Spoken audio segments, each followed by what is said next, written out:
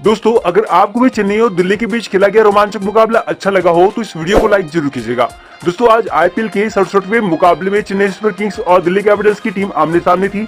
आपको बता दें चेन्नई की टीम आज दिल्ली को कुचलकर प्लेऑफ में अपना जगह पक्की करना चाहती थी, जबकि दिल्ली की टीम प्लेऑफ की रेस से बाहर हो गई थी। ऐसे में वह आज के इस मुकाबले में अगर वह हार भी जाती है तो भी उसे कोई फर्क नहीं पड़ने वाला था। वही दोस्तों जब टॉस की बारी आई तो चेन्नई सुपर किंग्स के कप्तान महेंद्र सिंह धोनी ने टॉस जीतकर पहले बल्लेबाजी करने का फैसला किया था। दोस्तों टॉस की बाजी तो आज इस अहम मुकाबले में धोनी जीत गए थे और पहले बल्लेबाजी करने का फैसला भी किया था। ऐसे में अब यह देखना था कि चेन्नई के बल्लेबाज अपने कप्तान धोनी के इस फैसले को कितना सही साबित कर पाते हैं। वही दोस्तों जब चेन्नई की टीम बल्लेबाजी करने आई तो हर बार की तरह ड्वेन कॉनवे के साथ विस्फोटक बल्लेबाज ऋतुराज गायकवाड़ पारी की शुरुआत करने आए ताकि आज इस अहम मुकाबले में अपनी टीम को शानदार शुरुआत दिला सके। और दोस्तों शुरुआत में ऐसा ही देखने को मिला जब दोनों ही बल्लेबाजों ने पावर प्ले का फायदा उठाते हुए दिल्ली के गेंदबाजों की जमकर कुटाई करी और शानदार बिना विकेट गवाए 52 रन बनाकर पावर प्ले को पूरी तरह से चेन्नई के नाम कर दिया। दोस्तों इस जोड़ी को तोड़ने के लिए डेविड वार्नर ने पावर प्ले के 6 ओवर में ही अपनी 5 गेंदबाजों से गेंदबाजी करवा दी। हर ओवर में उन्होंने अलग अलग गेंदबाज से गेंदबाजी करवाई। अक्षर पटेल, कुलदीप यादव जैसे गेंदबाज को लेकर आए, लेकिन इसके बावजूद दिल्ली की टीम को कोई सफलता हाथ नहीं लगी। तारीफ करनी होगी चेन्नई के इन दोनों ओपनर बल्लेबाजों की जिन्होंने इस नॉकआउट मुकाबले में अपना धैर्य नहीं खोया, बल्कि डेविड वार्नर की हर रणनीति को फैल करके चेन्नई को एक धमाकेदार शुरुआत दिलाने में कामयाब रहे। दोस्तों पावर प्ले के बाद भी दिल्ली के गेंदबाजों को राहत नहीं मिली। गायकवाड़ और कॉनवे आज रुकने का नाम ही नहीं ले रहे थे। डेविड वार्नर अपने जिस गेंदबाज को भी इनके सामने लेकर आते उनकी जमकर पिटाई होती। देखते ही देखते इस जोड़ी ने 10 ओवर के खेल में चेन्नई के स्कोर को 87 रनों के पार पहुंचा दिया। इस दौरान गायकवाड़ ने 10वें ओवर में अक्षर पटेल को रिमांड में लेते हुए 2 छक्के लगाकर 15 रन बटोर लिए और इसके साथ ही गायकवाड़ ने 37 गेंदों में अपना अर्धशतक भी पूरा कर लिया।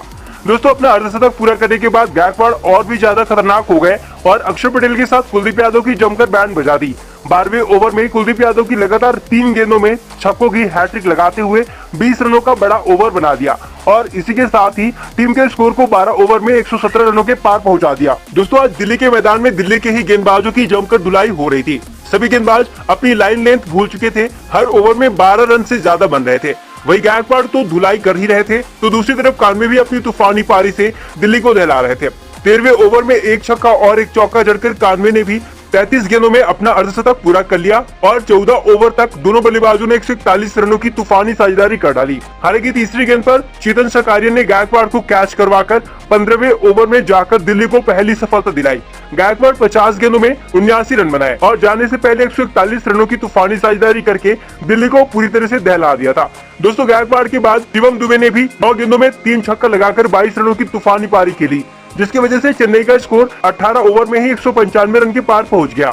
वही दुबे के जाने के बाद पूरे स्टेडियम में शोर मच गया क्योंकि रायडू, जडेजा और मोइन अली से पहले धोनी बल्लेबाजी करने आ गए, जिसकी वजह से पूरे स्टेडियम में धोनी के नाम से गूंज उठा। हालांकि इस दौरान चेन्नई ने ड्वेन कॉनवे का भी विकेट गंवा दिया। कॉनवे ने 52 गेंदों में 87 रन बनाकर बाउंड्री किनारे कैच आउट हो गए। तो वहीं कॉनवे के बाद जडेजा को तूफानी बल्लेबाजी करने के लिए भेजा गया। तो दोस्तों जडेजा ने भी आते ही तूफान मचाया और 7 गेंदों में ही 20 रन कूद डाले।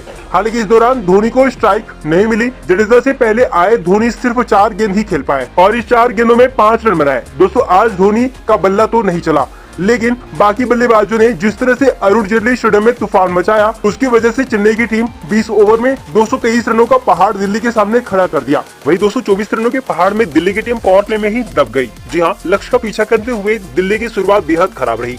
पारी की शुरुआत करने आए डेविड वार्नर और पृथ्वी शॉ की जोड़ी आज चेन्नई के गेंदबाजों के सामने शुरुआत में ही घुटने टेक दी।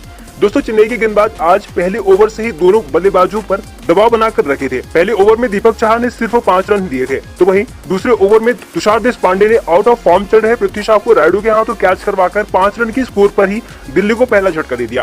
पृथ्वी शॉ का फ्लॉप शो यहाँ भी चला। आज उनके बल्ले से 7 गेंदों में सिर्फ 5 रन निकले।